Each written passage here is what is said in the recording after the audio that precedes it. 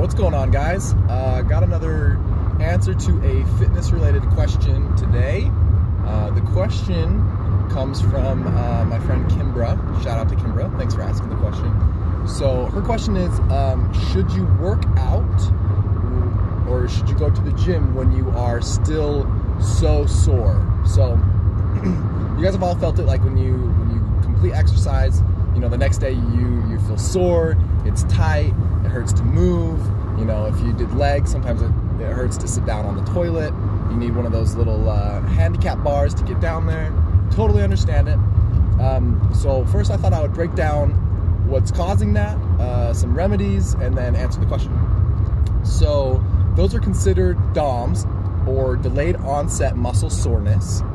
And the reason that you experience that is because there are microfiber tears within the muscle.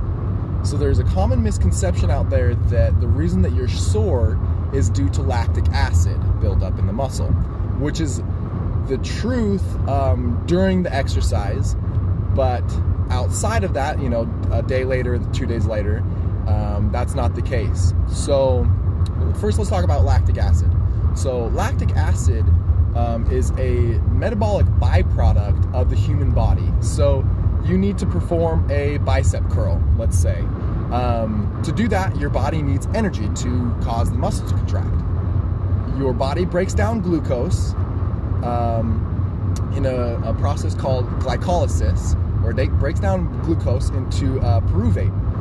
And the byproduct of doing that, so it requires oxygen to break the glucose down to produce the movement, and the byproduct of that is lactic acid.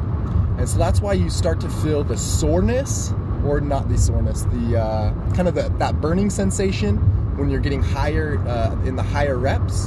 And that's why you don't feel a burning sensation when you do lower strength training exercises, you know, in the 1 to 5 rep range, because you're not using as much oxygen. You're using more ATP, or adenosine triphosphate, versus glucose. So I'm throwing a lot of words out there. So essentially, the higher the rep range, the more oxygen you need, therefore the more lactic acid buildup that you'll have. And so, but your body is very, excuse me, your body is very good at cleaning that waste out.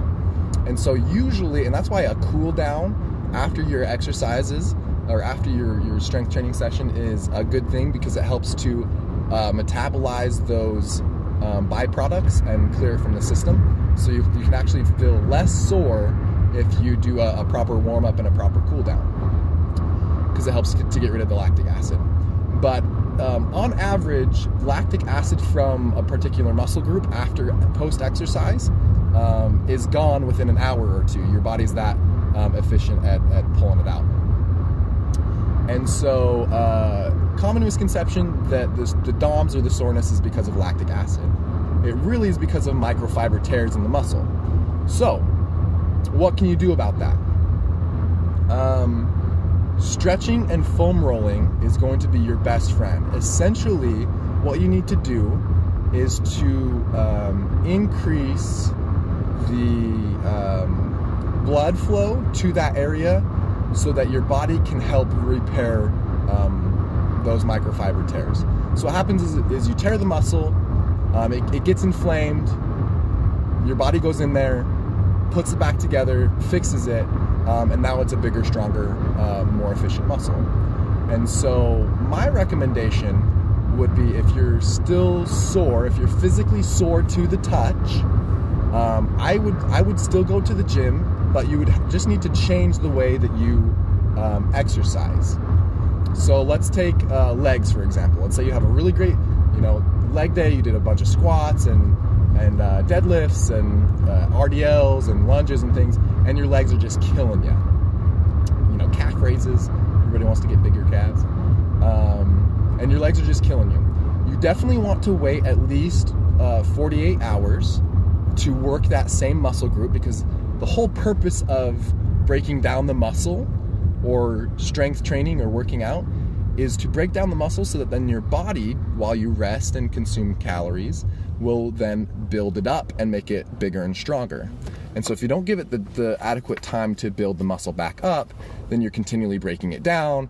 That can cause overtraining, that can cause an increase in stress hormones, cortisol, epinephrine, norepinephrine, those things that are going to be more negative, right? Yesterday we talked about the balance between anabolic hormones and catabolic hormones.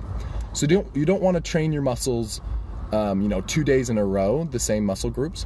So definitely wait 48 hours for your body to repair. But let's say you just had a crazy workout, or it's one of the first days that you're back, and from taking maybe a hiatus, and so your legs are still hurting you after 48 hours. I would say go to the gym, do a good warm-up, cardiovascularly, get your blood warm and pumping, do some decent amount of static stretching and foam rolling those muscles.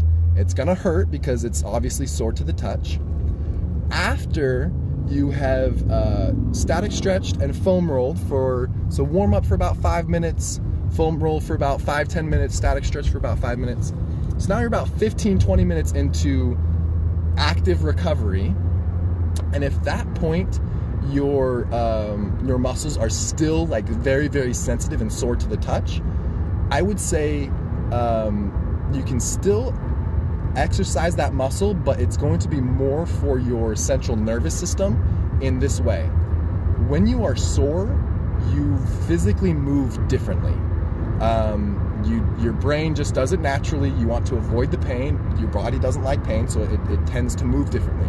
That can cause a muscle imbalance and a central nervous system imbalance that your body likes to create patterns. And so if you continually move in a dysfunctional pattern, like when you're sore, it can totally throw you off. So in this scenario, we're talking about legs. I would say do a few sets of very, very lightweight, focusing on the movement, pushing yourself through a full range of movement, making sure you're hitting that full extensive range, stretching the muscle to end range, bringing it back. But if after you've done the active stretching or the active recovery and put yourself through, a couple sets of lightweight, full range of motion, if at that point you're still sore to the touch, bag it, work a different muscle group until your body can recoup and build those muscles back up. We have a question here. All right, here we go. We got Chandler. I got a question. What is the best? I'm trying to read it without killing myself. What is the benefit of resting in between sets? Some people wait up to a minute, two before they can go again. What's the advantage? Okay, so this all goes back to what your goals are. So a good rule of thumb is if you're training for strength, right? You're training and you're working in the ranges of 1 to 5 set or 1 to 5 reps per set, you're probably going to want to have longer rest periods because you're training a certain metabolic pathway. So your body has different ways of producing movement and producing energy. So the fastest way, and this is responsible for quick explosive movements, such as like a max deadlift, a max bench press, very fast, jumping, that sort of thing, is going to be, that pathway is going to be your adenosine triphosphate pathway, or your ADP or ATP. So that's where creatine can help tremendously. And that's done primarily without oxygen. It's just a very faster, more explosive pathway.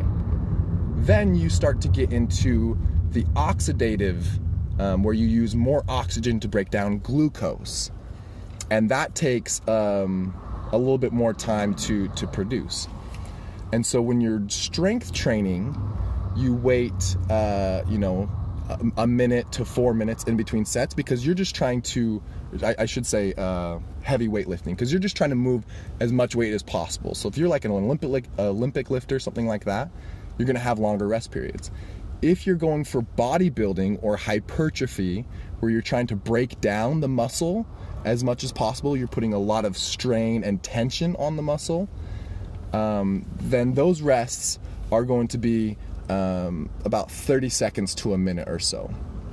The whole trade-off is breaking down the muscle while still allowing your body to replenish the adenosine triphosphate that's in your system.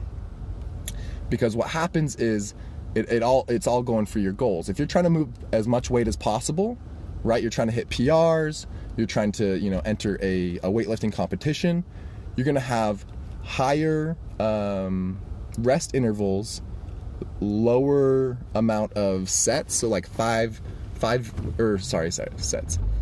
5 reps is kind of going to be your max, between 1 to 5 reps. Lower amount of sets, because you're just trying to move as much weight as possible with a good amount of rest in between.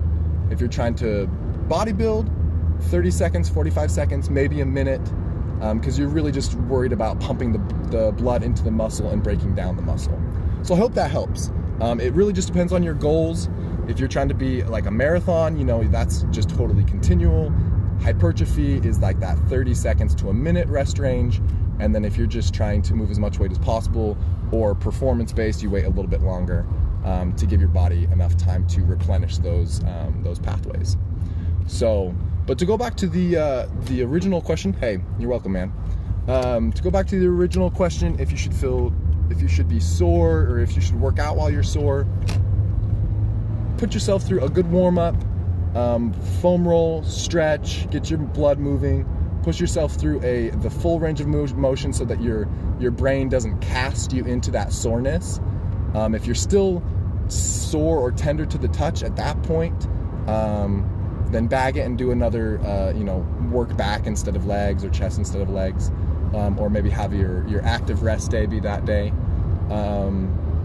But yeah, let me know if you guys have any other questions, and I will check you guys next time. Thanks.